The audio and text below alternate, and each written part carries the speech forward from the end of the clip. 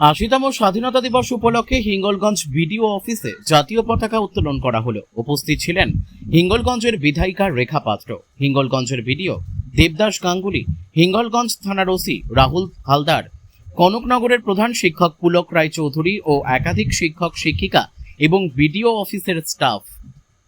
বসিরহাট থেকে প্রদীপ সরকারের report, big news Bangla.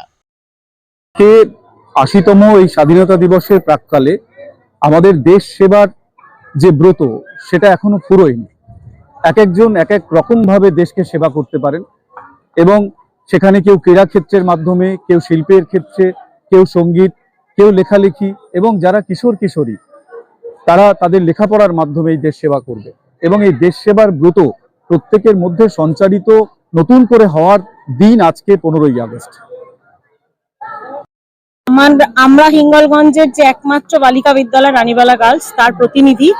তো আমি মেয়েদের হয়েই বলি যে স্বাধীনতার সঠিক অর্থ যেন ওদের কাছে পৌঁছায়, স্বাধীনতার অপব্যবহার বন্ধ করে সুস্থ জীবনযাপন আর সুস্থ স্বাধীন ভারতবর্ষ তৈরি করে রাখা, এটা যেন ওদের লক্ষ্য হয়।